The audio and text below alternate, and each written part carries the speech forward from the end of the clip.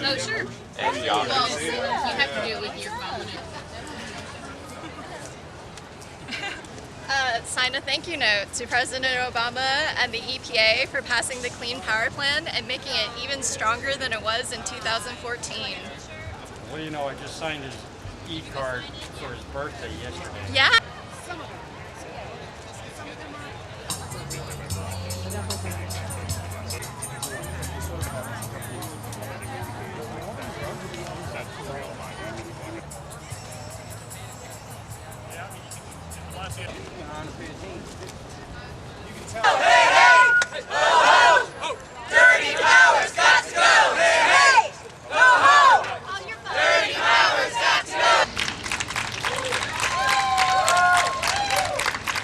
Good afternoon, and thanks very much to you and all the heavy lifting of Georgia Interfaith Power and Light, an amazing organization in our community doing God's work. So I am Laura Seidel, and I am here representing Mothers and Others for Clean Air. It's an organization that Stephanie Blank and I co-founded over 10 years ago to deal with this problem, focused on the health and welfare of our children and the most vulnerable in our population. We are a unique partnership of some of the leading public health and advocacy organizations in the region that focus on the well-being of children. We work to advance public policy to improve air quality by engaging medical and public health professionals, as well as parents and caregivers, especially those of children with asthma and other respiratory illnesses. In our fight for clean air, we promote expanding the use of renewable energy, energy conservation, energy efficiency, and advancing cleaner, more efficient transportation choices like mass transit. Thanks to the efforts of many groups joining us here today, our air quality has improved significantly. With the retirement of some of the most egregious coal-burning plants in Georgia, and with one of the most fastest growing solar markets in the country, Georgia is headed in the right direction. And we are about to take another major step forward and celebrate a major milestone in our fight for healthy air, the Clean Power Plan.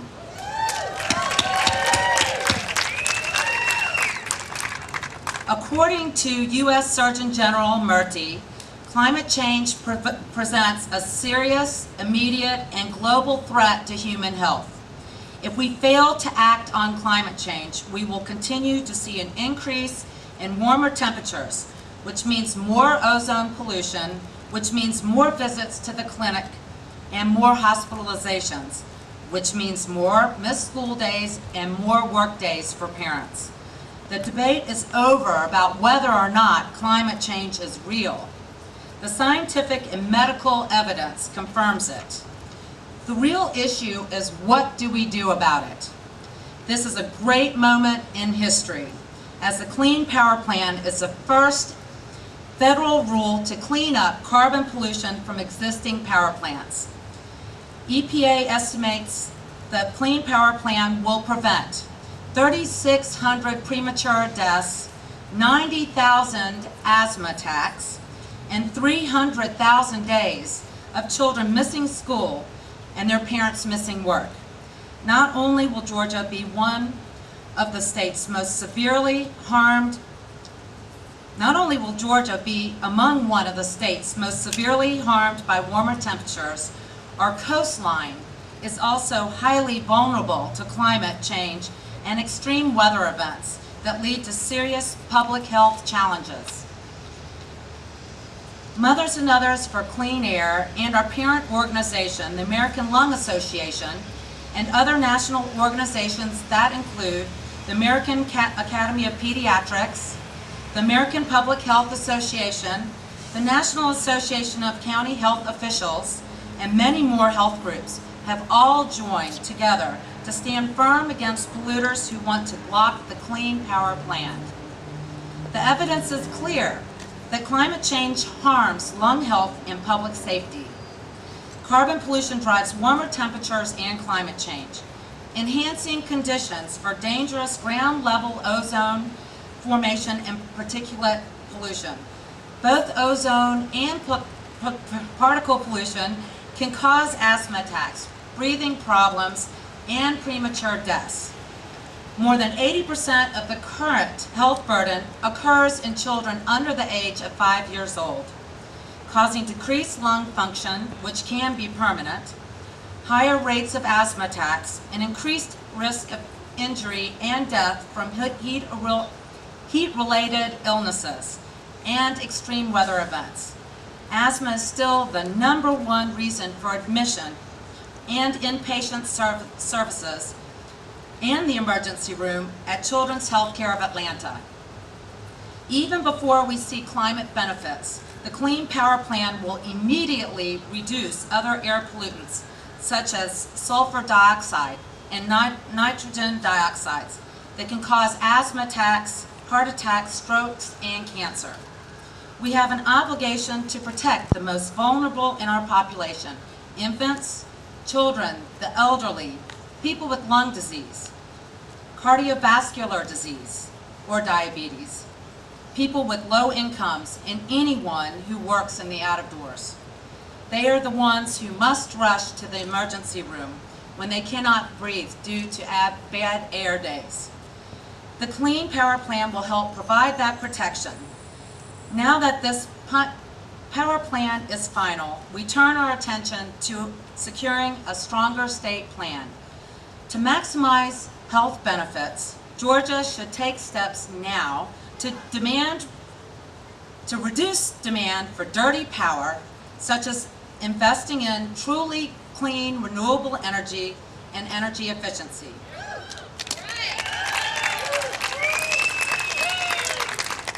Rather than accept excuses for inaction, we urge our leaders to quickly develop and implement its plan. Our state must meet these challenges head-on to protect the health of our citizens. All of us, especially our children, have the right to healthy air.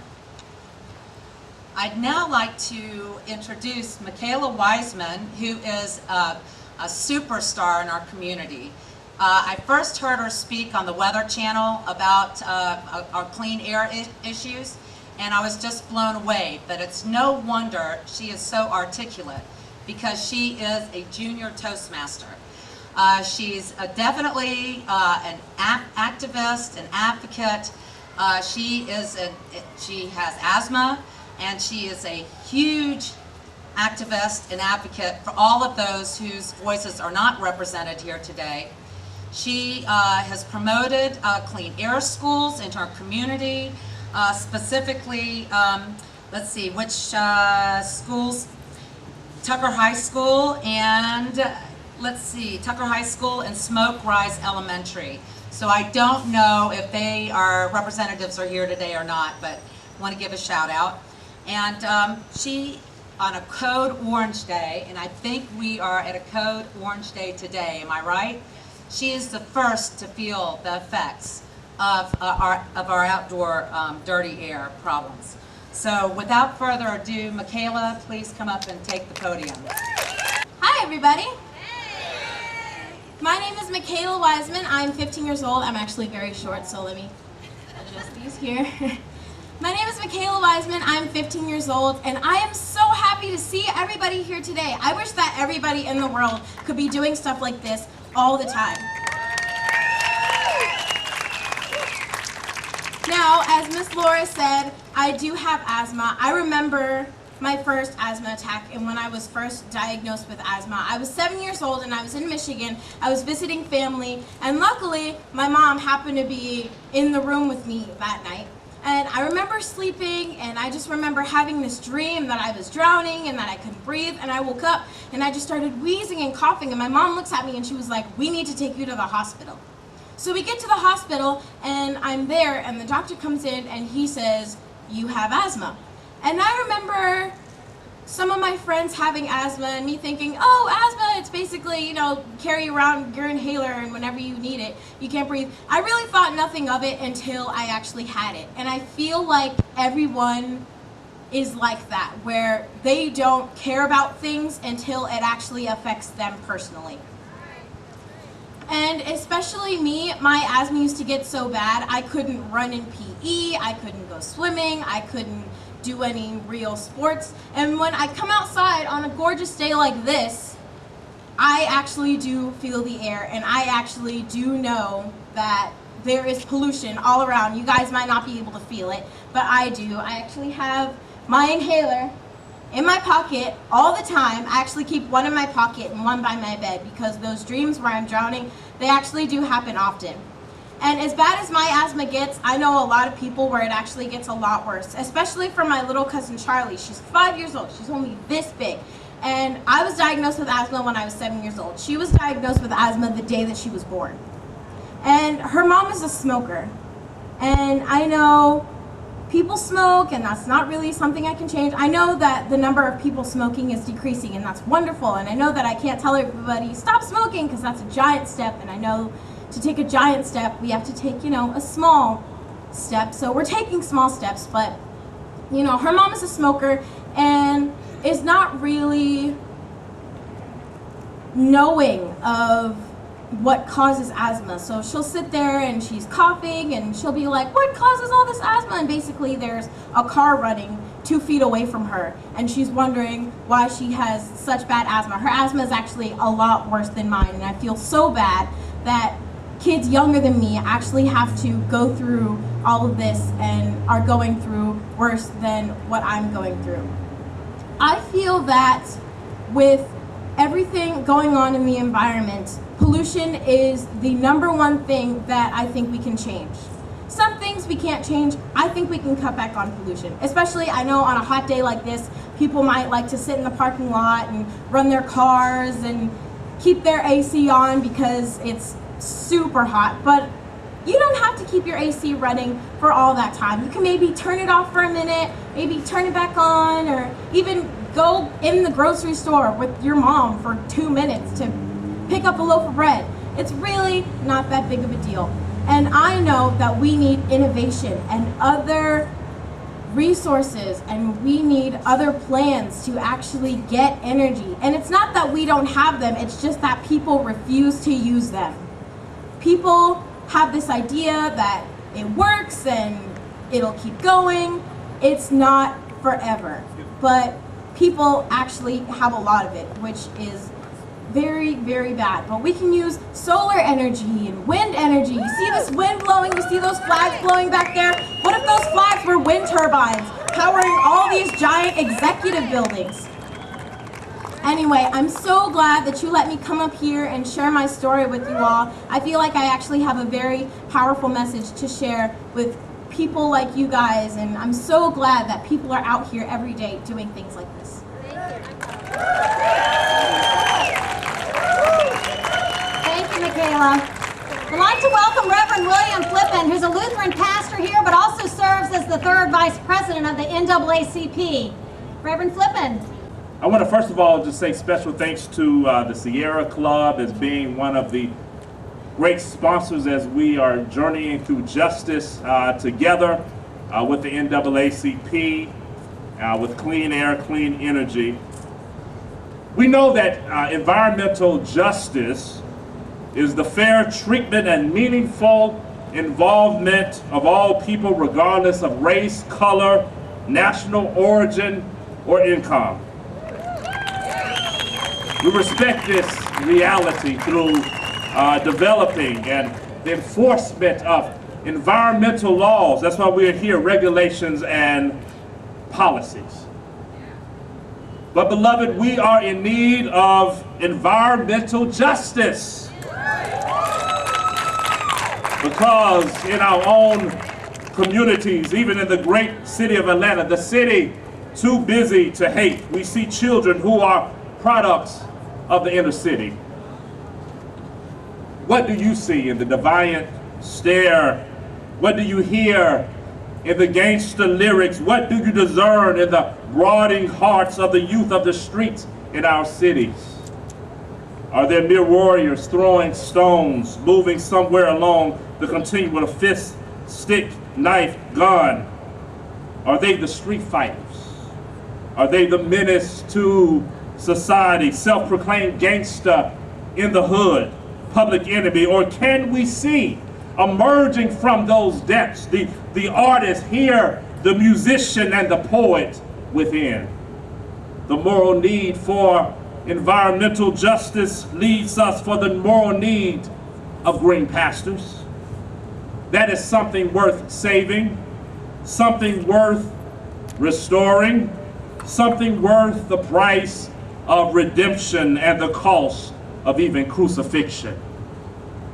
These are the green pasture moments of the battlefield. These are the still waters, and yet rivers and browns and other people are still warriors being on the street. And as a preacher, I'm reminded of the 23rd Psalm. It says, "Yea, though I walk through the valley of the shadow of death, I shall fear no evil." And we fear nothing because we are the advocates of social change, that we are called to justice and restoring the communities affected by population, climate control, ecosystems, health, land waste, cleanup, pesticides, substances, and toxics, sustainable practice, and what? I hear you, brother. The EPA has always been there. Fear of evil is not for their God is with them. Their creator is with them. Indeed, God has led them to prepare a table for which they serve. In supplying for the anointing, certainty of abundance till the cup runneth over, the surety of the promise of the presence, God likewise calls us to provide green pastures to our neighbor in need. These are the single mom trying to survive on welfare with 3 kids and get an education. It is the spouse who's been working long hours and trying to hold the family together. These are the teenage kids who are fighting every imaginable temptation as they try to steer their way through the most tumultuous years of their lives. The widow who is suffering and grieving, the AIDS victim who suffer quietly and don't want their condition to be known, people who live way below the poverty line and are dealing with the reality of mold that reproduce by means of tiny spores, growing indoors when mold spores land on surfaces that are wet. Those who live near burning trash that clog up their air supply, those who develop a respiratory disease before the age of 50, and so on and so on and so on. Our challenge, my brother, I hear you, morally as being sustainers of God's perfect and good creation, is to demand justice, but also be the hands and the feet of our Creator and walking the cities and the street because we are called to do so. To point proud warriors in need of change of scenery to the green pastures and still waters. God provides so that someday the footsteps that they hear behind them on the city streets are the familiar strides of goodness and mercy following them all the days of our lives, offering the assurance that they shall dwell in the house of our Lord forever. God bless you and God keep you. Thank you, Reverend Flippin. Environmental justice, the path to environmental justice is a clean power plan, for sure. I'd like to welcome and show you also the diversity of our speakers. The faith community's here and nonprofits are here, and we also have the business community represented here. And John Knoll, who also is a former state representative. John is an entrepreneur here and president of a company called Energy and Environment. John? Yeah. How we doing? Well, I'm channeling a little Donald Trump today. I hope you don't mind. And Laura, I see that we both got the memo on the green. Obama's climate action plan will help make America great again and energy efficient. Who doesn't like saving money on their electric bills? I like it because I can make money helping you save it. The government likes it because the taxpayer saves dollars. Businesses like it because it brings more to their bottom line. But there's one company that may not like it so much. I think they're over there. Anyway, people say this is a war on coal. So what? You mean the war to clean up the air so that Michaela's asthma gets better? Quit cooking our planet? You mean that war? Bring it on. I fight battles every day when I walk into a building to size it up and figure out what we can do to it to save energy, to lower the electric bill, to reduce the carbon footprint, to create jobs with my Georgia employees, make our economy more vibrant and our companies more competitive in the world market. Let me tell you something. I've been to Germany, I've been to Asia, I've been around, and I'll tell you, they are tight as a tick on energy. We don't know what our competition's like. We waste it, we hog it. We can learn, and we're going to learn, and we're learning right now. This is a big step forward. Efficiency is a maximum productivity with minimum wasted energy or expense. That's some definitional thing. We are, as efficiency, the power plant that nobody sees. Or put differently, we're the power plant that never gets built. What do I mean? We have all this electric capacity, and it is a lot of plants, it's a lot of juice, it's all designed to handle pretty much days like today, the hottest and peak of energy use. Let's do a little education, a Wonkus Education Minute. What happens in this building in the morning? Computers get turned on, air conditioner starts to ramp up, a lot of hot air gets produced later. A lot of energy use during the day, but at nighttime, not so much. So that base load is always there. So we're really creating a lot of these power plants just for that peak time. But what if we thought smarter and more efficiently about it? What if, instead of in the morning coming and turning on, your hot water after you've left, your hot water heater keeps hot all day long. Well, you're gone from the house. What if we had a little smart thing that turned it off during the day, during these peak times, so it's not keeping it so hot during the day?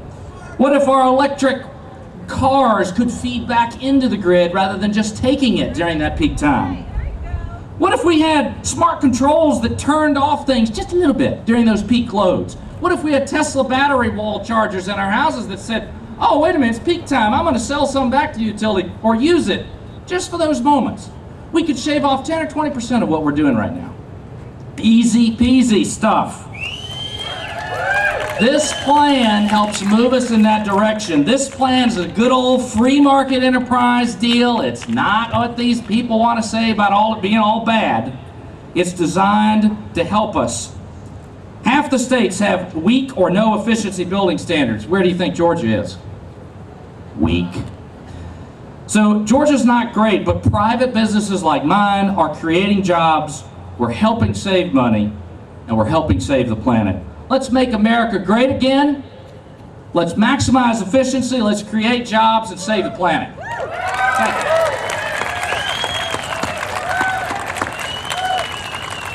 We're grateful that we have legislators that we can be in conversation with as we move Georgia towards a clean energy future. And I'd like to invite Representative Scott Holcomb to address us today. Thank you for being here. Thank you very much. I'm very proud to be here with you, and I've learned a couple lessons working across the street, and one of them is this. It is incredibly difficult to change the status quo. And that's exactly what we have to do when it comes to climate change. Climate change really means climate instability, and it demands action, and that action we've talked about for too long. It has to start happening, and it has to start happening right now. And because of that, I applaud the President for taking action, because we need to change our energy policy.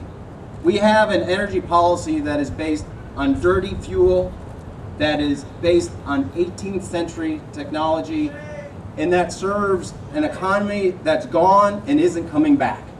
We need a policy that represents the new economy, that is clean, and that serves us in the 21st century. What do I like about renewables? Everything. It's better for our health, it's better for our economy, and it's better for our national security. You heard from Laura and Michaela about how it benefits our health. You heard from John about how it helps our economy. It grows jobs here. This is the way forward. And finally, I want to just tell you why I care so much. I'm a veteran, I deployed 3 times, and during my time overseas, I saw the nexus between our energy policy and our national security. The best thing that we can do for our veterans and for our men and women who are serving today is to address this problem. And don't take my word for it. The Department of Defense focuses on this because they know that climate change leads to instability, which leads to global problems, which leads to the United States getting involved. And finally, I'll say this. Let's just clear the air. Climate change is real. That shouldn't be something that's provocative. That shouldn't be something that's questioned. And if you don't take my word for it, let me just give you a couple examples. China believes in climate change. A nation whose sole policy is based on its own self-interest believes in climate change and is taking actions to address it. Insurance companies who are only about dollars and cents are taking action to address this problem. Yet we have political leaders who deny it. They don't deserve to be standing on stages like this addressing people like you. We need to get rid of them. We need to get thoughtful people moving this country forward. Thank you. Thank you, Representative Holcomb. You're definitely one of those thoughtful people leading us, so thank you. I'd like to welcome State Senator Elena Parent now to address us.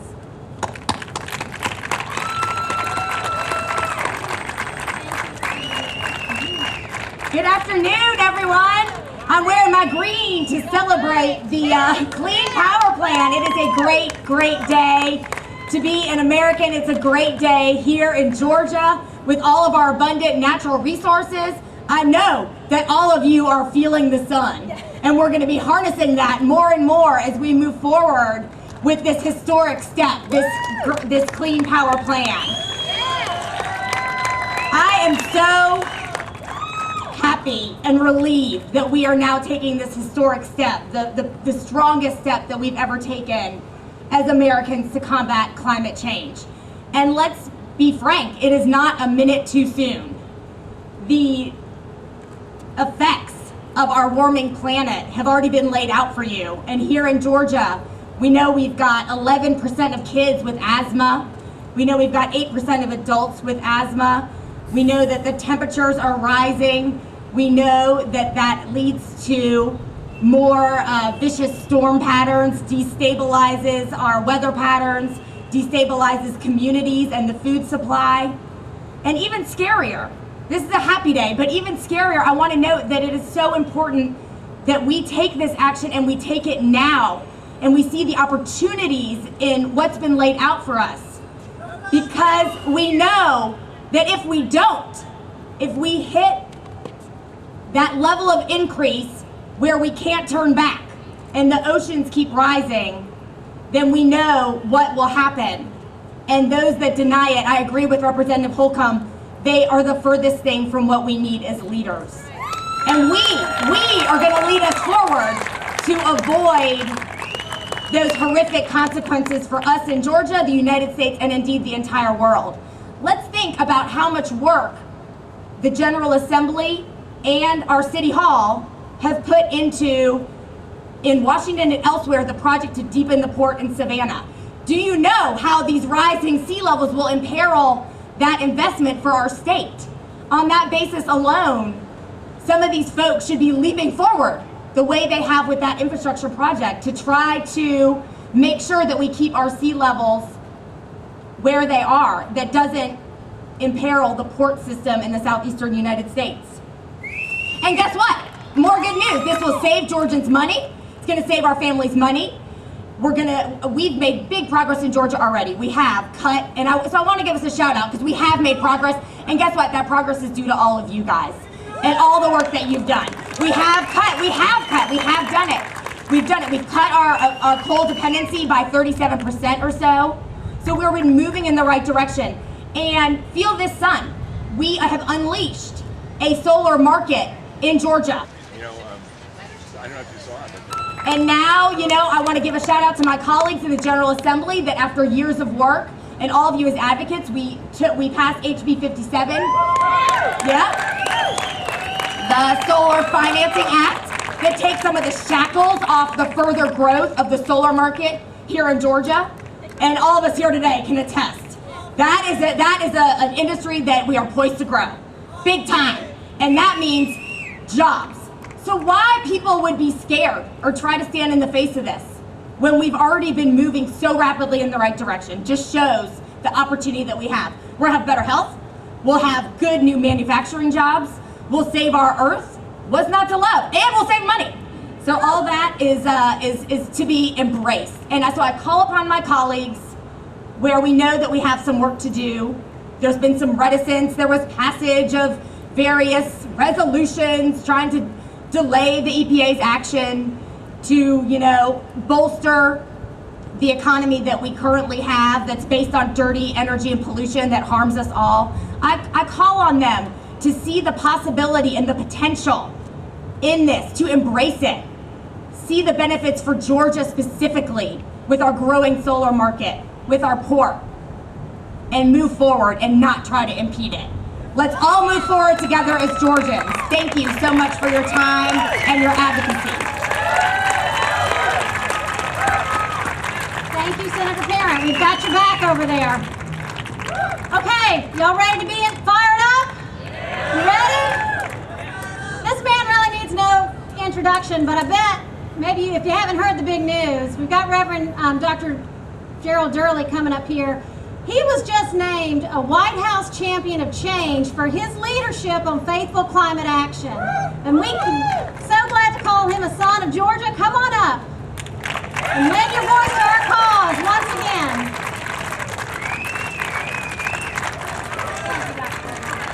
Somebody ought to be excited. Somebody ought to be excited. I realize today that I stand between you and air conditioning. So I'm not going to take a lot. We have been brought here today, divinely inspired to come to Liberty Plaza. Liberty Plaza in Georgia, to seek freedom. Liberty means freedom. And when I came to Liberty Plaza, I want freedom from oppressive heat, freedom from droughts, freedom from devastating floods, freedom from human-caused hurricanes, tornadoes, and earthquakes. I want freedom. That's why we're here today. We have been assembled on Liberty Plaza by a voice greater than all of our voices. Liberty, which means freedom. Freedom from polluted environments. Freedom from dirty, filthy water. Freedom from oppressive coal-fired plants. Freedom from our being afraid to look for alternative sources of energy. Freedom from speaking out against fracking that's causing earthquakes in Kansas and in Oklahoma. We want freedom. We want freedom from the need to destroy plants, animals, insects, and all of the creatures given to us to care for. We are destroying ourselves. We are destroying a planet that we're just supposed to take care of. Liberty Plaza, seeking freedom from paid lobbyists, insensitive power plants. We demand today that this is the #1 civil rights issue in America. Everybody has a right. Everybody has a right to clean air, clean water, pollution-free environment. That's a civil right. We demand the pure water. We demand the right to reduce carbon by 32% by the year 2020. Thank you, President Obama. Thank you, Pope Francis. Stand up, Pope. Don't let them back you down, Pope. Stand up and be bold. Thank you, Environmental Protection Agency. agency. You will not put them down. We stand on freedom today that EPA will not be shut down.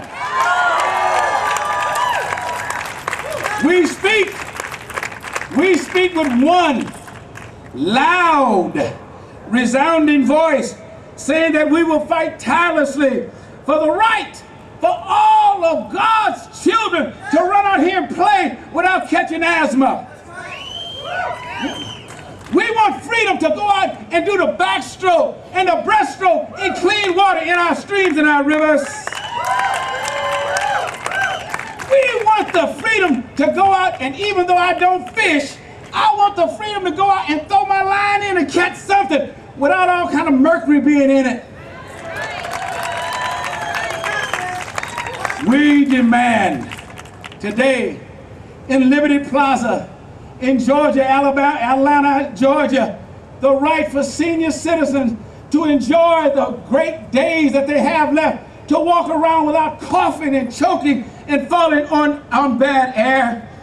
We deserve that right, and today, Sierra Club, the NAACP, the National Action Committee, all of the groups that have come together, we stand, first of all, as we said in the Civil Rights Movement with Dr. King, we came to organize, strategize, and mobilize. We gotta mobilize. We cannot sit down anymore. We've got to stand boldly and put our shoulders back and run to truth. Power companies, legislators, business people, scientists, the moral voice of the people will be heard. We will not be silenced. Today, Liberty Plaza, Freedom Plaza, we never thought in 1960, when Andy and Jesse and all of us marched, that we would be denied the right to vote, the right to get in front and ride in a bus, that we were denied the right to get into a house where we wanted to buy. Those were civil and human rights. I contend today, as we talk about the liberty on Liberty Plaza, that we all have that right to have clean, pure water and air, and we will demand it starting today. We will not bend down. We will not back up. We will not bow down. We will not bend, and we will not break. We will fight for the clean power plant. Is anybody with me? Is anybody with me? Is anybody with me? Is anybody with me? Say we will. We will. We will. We will fight until justice rolls down like a mighty stream and the environment is clean. Thank you. Fight on. Thank you. Don't quit, don't give up, and don't turn around. What do we want? Yes. Clean energy. When do we want it? Now. What do we want? Clean energy. When do we want it? Now. What do we want? Clean energy. When do we want it? Now. What do we want? Clean energy. When do we want it? Now. All right. Let's all celebrate today and say thank you to the President and thank you to the EPA. We need everybody to sign that giant card over there. Let them know that people in Georgia support what he's doing and we support the Clean Power Plan. Once you sign the card, also we want to make sure we get a group photo. So please don't leave. We're going to gather everybody up. Sierra Club volunteers are going to organize us right there on the steps, take a quick picture, and then we can go on and celebrate and share this good news out on the streets.